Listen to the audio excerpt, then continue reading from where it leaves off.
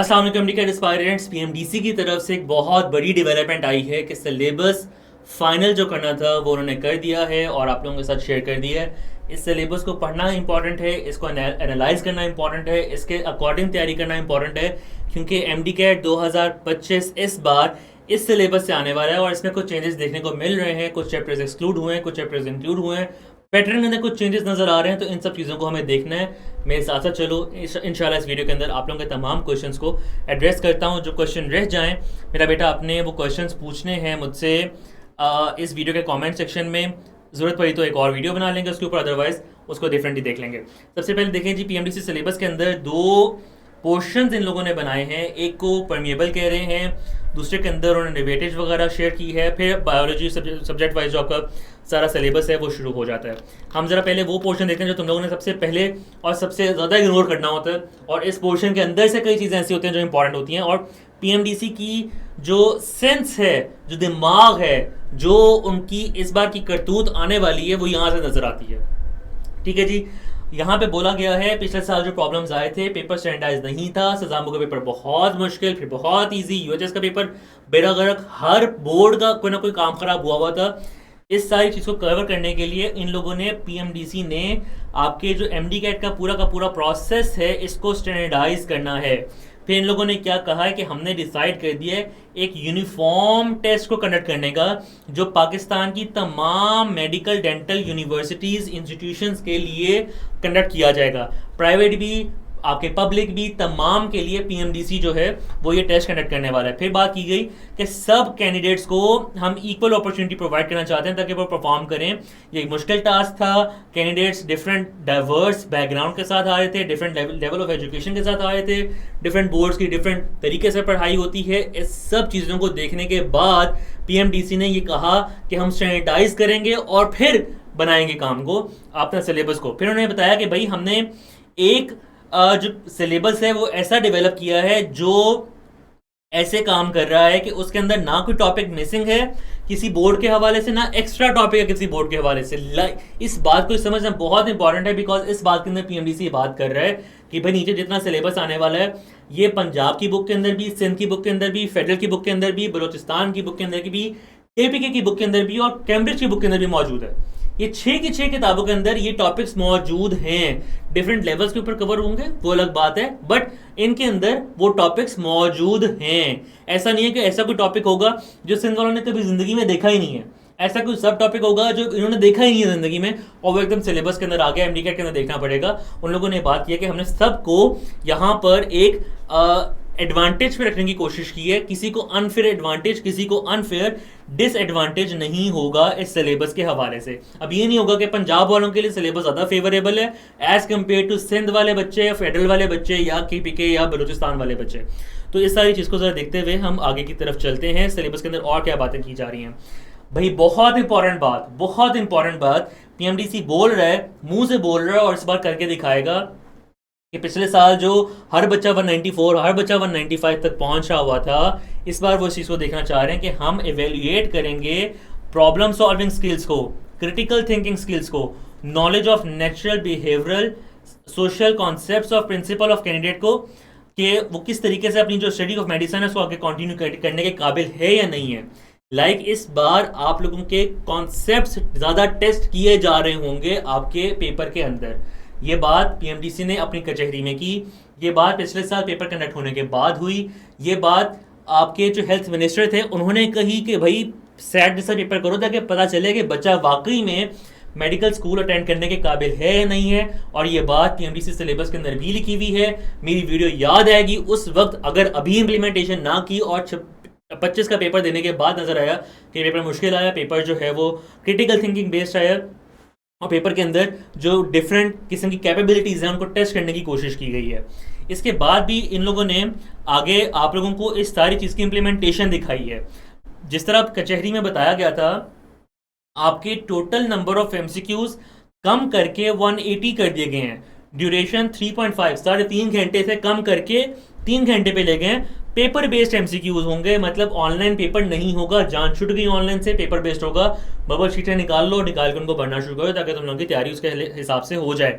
यहाँ पर भी चेंज आया जी, 55% आपका MBBS का, और 50% आपका एग्रीगेट रिक्वायर्ड होगा मिनिमम डेंटल कॉलेजेस का। नेगेटिव मार्किंग शुक्र करो खुदा का कि नहीं हो रही। और वेटेज के हवाले से आ जाओ, यहाँ पे मेजर चेंज आया है, मेजर चेंज आया है। और सबसे मजे की बात, ये चेंज बच्चों के लिए फेवरेबल है, ये उनके लिए फायदे का चेंज है। आप लोग बायोलॉजी शौक से पढ़ते हो, उसने 180 में से 81 एमसीक्यूज, 81 एमसीक्यूज उसने सिर्फ बायोलॉजी के पोर्शन में रखे हैं। लाइक 45% पेपर, आधा से थोड़ा ही कम पेपर सिर्फ बायोलॉजी का है।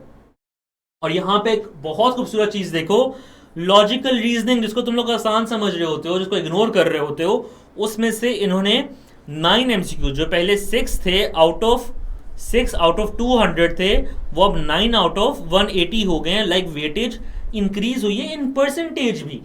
लॉजिकल रीजनिंग वाले बच्चों को समझ आएगी बात मैंने जो की है, कि आप लोगों के लॉजिकल रीजनिंग के जो नंबर्स हैं ये भी इंप्रूव हुए हैं। इंग्लिश जहां पे 18 आउट ऑफ 200 थी, ये 9 आउट ऑफ 180 रही है। लाइक सिग्निफिकेंटली ड्रॉप हुई है, इंग्लिश की वेटेज सिग्निफिकेंटली ड्रॉप की गई है। और स्टूडेंट्स को कहा गया कि भाई लॉजिकली और क्रिटिकल थिंकिंग के हवाले से तुम लोगों को ज़्यादा टेस्ट किया जा रहा होगा एज कम्पेयर टू जो आपके बाकी सब्जेक्ट्स हैं उन सब के हवाले से। और इसमें बाकी सब्जेक्ट्स के अंदर भी बड़ी मज़े की बात है कि फिजिक्स और chemistry there was a time जब बराबर टेस्ट किए जाते थे, 34% दोनों का वेटेज थी। अब इसको भी चेंज किया गया, केमिस्ट्री को ज़्यादा वेटेज दी गई है, 45 एमसीक्यूज उसके अंदर हैं। कि फिजिक्स की जो वेटेज है वो कम कर दी गई है। तुम लोगों के लिए खुशखबरी है सॉर्ट ऑफ, कि तुम लोगों के लिए वेटेज जो है इसको कम किया गया और इसमें कम एमसीक्यूज अब फिजिक्स के अंदर आ रहे होंगे। आप लोगों के समझने वाली सुनने वाली बातों में से आखिरी जो बात है डिफिकल्टी लेवल की, उन्होंने बोला कि भाई 15% एमसीक्यूज आपके ईजी होंगे। ईजी का मतलब बुक की सीधी सीधी लाइनें, हर बच्चा कर लेगा, अंधा भी कर सकता है। 15% एमसीक्यू डिफिकल्ट होंगे, ये डिफाइन करेंगे कौन से ऐसे बच्चे हैं जिन्होंने मेडिकल कॉलेज जाना है या नहीं जाना। 70% एमसीक्यूज होंगे जो मॉडरेट होंगे, जो बच्चा प्रॉपर तैयारी कर रहा है, अच्छे तरीके से कर रहा है, उस बच्चे के लिए ये 70% एमसीक्यूज होंगे जो डिसाइडिंग फैक्टर बन जाएंगे। आप ना सिर्फ बुक की लाइनें रट सकते हो, ना सिर्फ क्रैमिंग कर सकते हो, ना सिर्फ बहुत क्रिटिकल तैयारी कर सकते हो, आपको हर चीज को एक अच्छे प्रोपोर्शन के अंदर लेकर चलना है, एक बैलेंस के अंदर लेकर चलना है, as per the directions of this document लेकर चलना है, तभी तुम्हारा पेपर इस बार क्लियर होगा।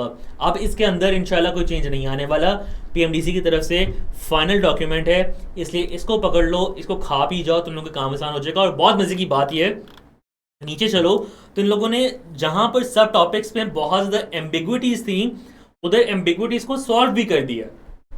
ठीक है, पिछले सालों के सिलेबस के अंदर वायरस के आगे सब लिखा होता था कि सारा कुछ वायरस के हवाले से जो है तुम लोग तैयार कर लो। अब इन्होंने बताया कि भाई एसेलुलर लाइफ है, तो एसेलुलर लाइफ के अंदर वायरसेस पढ़ने हैं, और क्या चीजें हैं जो चाहिए तुम लोगों को हवाले से, उस हवाले से पढ़ने की। क्लासिफाई करो वायरसेस को जी based on the structure, number of strands, diseases, host etcetera. मतलब इन चीज़ों के हवाले से, लाइक क्लासिफिकेशन ऑफ वायरसेस के हवाले से आपको वायरस के अंदर टॉपिक आएगा। अब अगर आप पूरी पूरी किताब बैठ के पढ़ रहे हो, आपकी मर्जी। आप कह रहे हो कि मैंने और चीज़ें पढ़नी है और नॉलेज निकाल के पढ़ना है, आपकी मर्जी। पीएमडीसी का टेस्ट इन्हीं पेपर्स, इन्हीं सब सिलेबस, इन्हीं सब चीज़ों के अंदर से बनेगा। और कैसे बनेगा? जैसे मैंने आपको 2 हफ्ते पहले प्रेडिक्ट किया था कि एक डाटा बैंक बनेगा।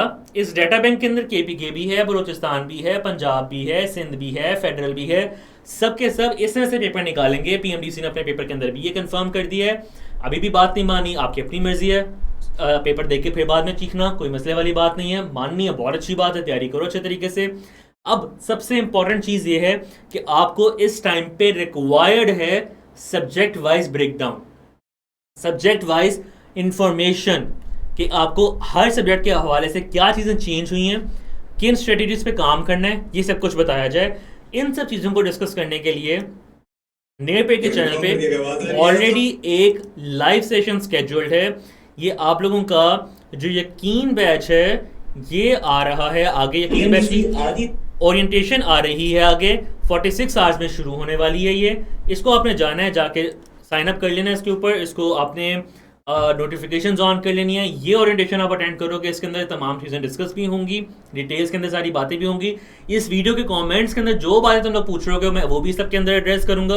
और इंशाल्लाह आप लोगों के लिए सब्जेक्ट वाइज ओरिएंटेशंस भी अरेंज की जाएंगे ताकि आपका कोई क्वेश्चन अनआंसर्ड ना रह जाए और एक्सपर्ट गाइडेंस के अंदर आप अपनी तैयारी को कर सको। अभी काम क्या है, वीडियो को तमाम दोस्तों के साथ शेयर कर दो, इसलिए नहीं कि मुझे व्यूज़ चाहिए, इसलिए ताकि सबके पास इंपॉर्टेंट इन्फॉर्मेशन चली जाए।